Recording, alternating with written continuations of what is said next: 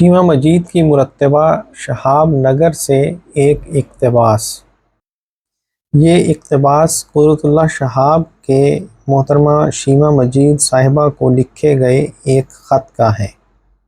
نماز میں رسوخ حاصل کرنے کا مطلب یہ ہے کہ عادتاً یہ حالت ہو جائے کہ جب نماز ادا کرنے میں سستی محسوس ہو، سستی کا مقابلہ کر کے اسے ادا کرے، اور جب دل میں نماز قضا کرنے کا خیال اور تقاضا پیدا ہو، اس خیال اور تقاضے کا مقابلہ کر کے اس سے بچے۔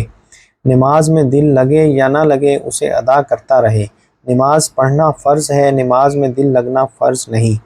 جس نے نماز میں رسوخ حاصل کر لیا، اس نے ایک بہت بڑے پہاڑ کو سر کر لیا۔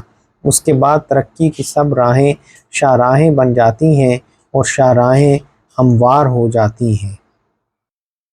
اشفاق احمد مرحوم کی مرتب کردہ کتاب ذکر شہاب ایجاد نامہ قدرت اللہ شہاب سے اسی خط کا عکس۔